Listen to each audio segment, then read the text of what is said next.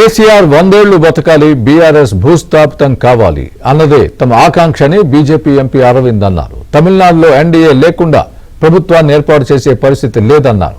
ఈ నెల 10న లక్షల మందితో హైదరాబాద్లో సభ నిర్వహిస్తున్నామని, దీంతో తెలంగాణ విపక్ష పార్టీల్లో వణుకు మొదలైందని అరవింద్ అన్నారు. కేసీఆర్ 100 సంవత్సరాలు బతకాలి, బీఆర్ఎస్ పార్టీ హతాలోకం పోయడానికి భూస్థాపితమైనప్పుడు చూడాలన్నది నా కోరిక. 100 సంవత్సరాలు బతకాలి,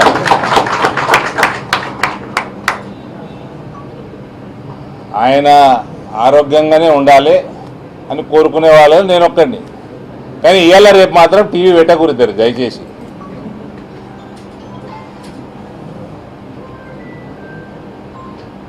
ఇది సర్వసాధారణం.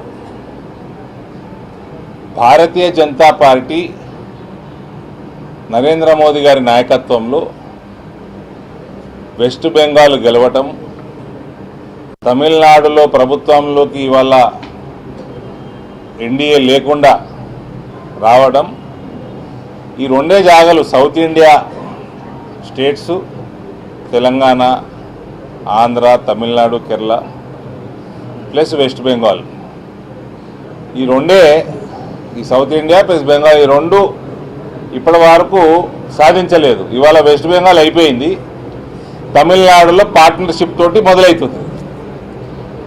ఇది రాగానే తెలంగాణలో అడుగు పెడుతున్నాడు నరేంద్ర మోడీ గారు.